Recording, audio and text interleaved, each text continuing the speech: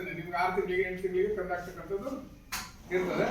ಆಡು ಕುರಿನಲ್ಲೂ ಇದು ಕಂದಾಕ ಕಾಯಿಲೆನಲ್ಲಿ ಆಗ್ತಾ ಇರ್ತದೆ.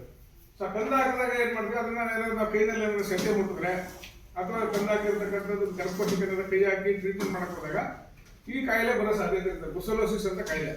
ಇದು ಕಾಯಿಲೆ ವಿಶೇಷತೆ ಏನಪ್ಪಾ ಅಂತಂದ್ರೆ, ಆ ಕಾಯಿಲೆನಲ್ಲಿ ಬಂದಾಗ ನಿಮ್ಗೆ ಕಾಯಿಲೆನ ಕರೆಕ್ಟಾಗಿ ಬುಸಲ ಅಂತ ಯಾರು ಕಂಡಿಡಿಯಲ್ಲ. ಫಸ್ಟೇನೆ ಅದೇನ್ ಮಾಡ್ತಾರೆ, ಫಸ್ಟ್ ಟೈಫಾಯ್ಡ್ಗೆ ಟ್ರೀಟ್ಮೆಂಟ್ ಕೊಡ್ತಾರೆ. ಫಾಲ್ಸ್ ಪಾಸಿಟಿವ್ ಬರುತ್ತೆ ಟೈಫಾಯ್ಡ್ಗೆ, ಟೈಫಾಯ್ಡ್ ಟ್ರೀಟ್ಮೆಂಟ್ ಮಾಡ್ತಾರೆ. ಅದೇ ಥರ ಬೇರೆ ಬೇರೆ ಕಾಯಿಲೆಗಳು ಟ್ರೀಟ್ಮೆಂಟ್ ಆಗಿ ಎಷ್ಟೋ ದಿವಸ ಆದ್ಮೇಲೆ 20-21 ದಿವಸ ಆದ್ಮೇಲೆ ಎಲ್ಲ ಜಾಯಿಂಟ್ ಪೇನ್ ಬರ್ತವೆ. ಅವಾಗ ಚಿಕನ್ ಗುನ್ನಿ ಅಂತ ಟ್ರೀಟ್ಮೆಂಟ್ ಆಗಿರುತ್ತೆ. ಈಗ ಏನೇನೋ ಸುಮಾರು ಕನ್ಫ್ಯೂಷನ್ ಆಗ್ತದೆ ಕಾಯಿಲೆನಲ್ಲಿ.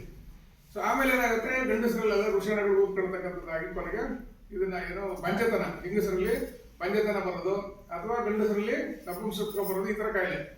ಇದು ಕಾಯಿಲೆ ವಿಶೇಷತೆ ಅದು. ಹಾಗಾಗಿ ಟ್ರೀಟ್ಮೆಂಟ್ ಮಾಡ್ಬೋದು, ಅಂದ್ರೆ 21 ದಿವಸ ಕಂಟಿನ್ಯೂಸ್ ಟ್ರೀಟ್ಮೆಂಟ್ ತಗೊಂಡ್ರೆ ವಾಸಿ ಮಾಡ್ಬೋದು. ಹಂಗಾಗಿ ಇದು ಮಾನವರಿಂದ ಪ್ರಾಣಿಗಳಿಂದ ಮಾನವರಿಗೆ ಬರ್ತಕ್ಕಂಥ ಕಾಯಿಲೆ.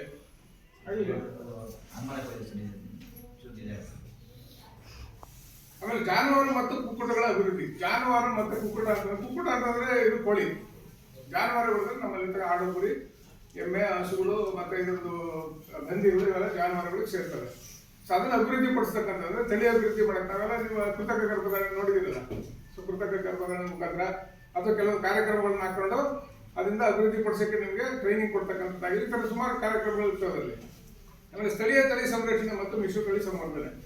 ಸ್ಥಳೀಯ ತಳಿಗಳು ಅಂದ್ರೆ ನಮ್ಮಲ್ಲಿ ಇರ್ತಕ್ಕಂಥ ನಾಟಿ ತಳಿಗಳು. ಈಗ ನಮ್ಮಲ್ಲಿ ಹಳ್ಳಿಕಾರು, ಅಮೃತ ಮಹಲ್ ಎಲ್ಲ ಜಾಸ್ತಿ ಈ ಭಾಗದಲ್ಲಿ ಇರ್ತಕ್ಕಂಥವು. ಅವನ್ನ ಸಂರಕ್ಷಣೆ ಮಾಡ್ತಕ್ಕಂಥದ್ದು ಕಾಯ್ದು. ಕೆಲವೊಂದು ಕಡೆ ಇದಾವೆ, ಫಾರ್ಮ್ಸ್ ಇದಾವೆ. ಈ ಕುಣಿಕೆನಹಳ್ಳಿ ಫಾರಂ ಅಂತ ಇದೆ. ಅದೇ ತರ ಬೇರೆ ಬೇರೆ ಕಡೆ ಅಮೃತ ಮಹಲ್ ಕಾವಲ್ ಅಂತ ಇದೆ, ತರೀಕೆರೆ ಹತ್ರ. ಅಲ್ಲೆಲ್ಲ ಏನಂದ್ರೆ ಅಮೃತ ಮಹಲ್ನ ಇಟ್ಟಿರ್ತಾರೆ, ಹಳ್ಳಿ ಕಾರನ್ನ ಇಟ್ಟಿರ್ತಾರೆ ಕೆಲವು ಕಡೆ. ಅಲ್ಲಿ ತಳಿ ಅಭಿವೃದ್ಧಿ ಮಾಡಿ ಕೆಲವು ಒಂದು ವಯಸ್ಸಿಗೆ ಬಂದ್ಮೇಲೆ ಹರಾಜ್ ಆಗ್ತಾರೆ. ರೈತರು ಬೇಕಾದ್ರೆ ಹೋಗಿ ಅಲ್ಲಿ ಕಡಿಮೆ ದರದಲ್ಲಿ